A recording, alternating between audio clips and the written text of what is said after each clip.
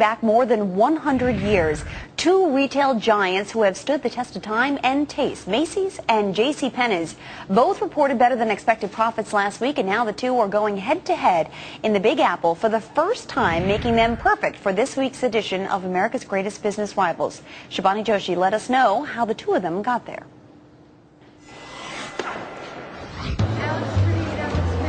Macys and JCPenney. For more than a century, these retail giants have been doing battle over what's in your wallet. Now this rivalry is poised to go to the next level, with the two pitted against each other on 34th Street in New York. Macys, founded by R.H. Macy in 1858 in Lower Manhattan, went public in 1922. Fast forward to the 80s, Macys began opening stores outside of New York City and then merged with Federated department stores in 1994. The larger Federated chain adopting the famous Macys name to all of its stores in an effort to draw in more revenue. On April 13, 1902, James Cash Penney opened his first store in Wyoming called the Golden Rule. By 1916, Penney grew his empire to 88 stores and put his name on the front door.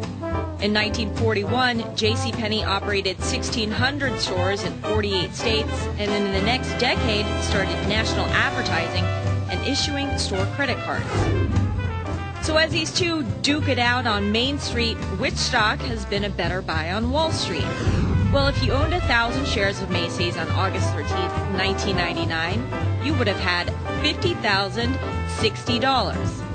Today, those 1,000 shares price out to $16,150. On the same date in 1999, 1,000 JCPenney shares were worth $42,210. Today, the value is $33,340. So which one would you choose?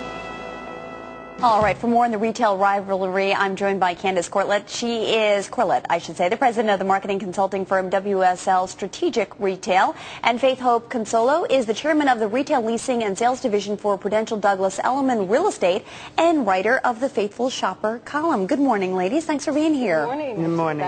All right, so Candace, let's talk about the rivalry. What is it that makes this rivalry so interesting? Well, you know, they have, Macys and Penney's have very similar shoppers when you look at the demographics. Same age, same income group. Penney's is a little bit lower income than the Macys shopper. But what's interesting about it is they have such different shopper mindsets. The Macys shopper, she's an aspirational lady. You know, she wants to trade up to the finer brands. She'll spend her money on a better brand name with a little more flourish. The Penney shopper, she is frugal. She is real, watching her budget all the time. So, Faith, so I presume then there's this aspirational quality to the Macys shopper, but the JCPenney shopper is somebody who perhaps in this recession is a little bit more tenable, or at least the prices are a little bit more tenable. That's true. I really think that Penney came into the market at the right place at the right time. And I think that Penney's is reaching out to that youth, that teen shopper. And I think by them focusing on the brands, they will definitely reach that market.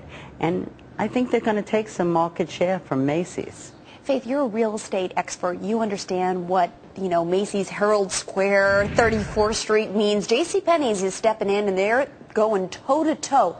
What does that real estate play mean? Oh, that's after some very major dollars. Macys is the largest grossing store in the Herald Square area, not just by size, but sales per square foot. And I think although Penney's is only a very small portion, 150,000 feet, I think that they know the type of sales that they can do being in that corridor. That's a very, very strong corridor.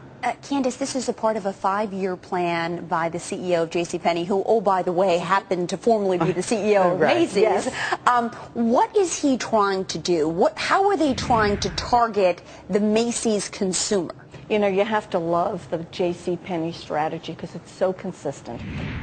What they're really trying to do is keep their shopper in their store. Penny's is trying to keep their shopper in their store by offering her more upscale fashion, more trendy. You know, mom shops for the kids in Penny's, and then all of a sudden they get to be 12, 13, they don't want Penny's anymore. So what the Penny's folks are doing is bringing in more fashion, more trendy, and you know, you take a look at their website or the departments and you can see that splash of trendy fashion. So they want to make sure that their shopper stays in Penny's and doesn't wander off to Macy's. And wasn't it, Faith, as I recall, wasn't it Ralph Lauren who did the deal with JCPenney's? Yes, Ralph Lauren, followed by Charlotte Ronson, followed by Bisou, followed by Joseph Abboud. So it's kind of follow the leader. I think they're taking a page from the Target book. Yeah, that's a good point. That's a great point, actually. All right, so fast forward, Candace. Yeah. I mean, this is a very challenging retail environment. Lundgren from Macy's says he's not worried. We're going to stick to our game plan. We're going to turn the ship around. But how do they survive in this tough time? You know, and that's just the mindset. You got to love them because Macy's, too, has been so on strategy. They have My Macy's. They've digested all these stores that they've bought across the country. They're a national brand, and they're just going to stay on course. They know that this, too, shall pass. Shoppers aren't going to come back to shopping the way they used to. We talked about that on another show.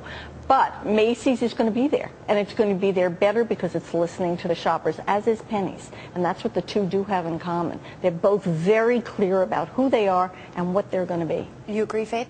I do agree, but the icing on the cake here in this Herald Square location are the tourists. It's a tourist mecca there. I mean, everyone used to say, oh, let's go to the Empire State Building, let's go to the Statue of Liberty. Now they say Bloomingdale's, Macy's, and I'm sure they're hoping they're going to say Penny's. All right, guys. Excellent point. Great having you both here, Candace and Faith. Nice to Thank see you you guys again. so much. Sorry for that little technical difficulty there.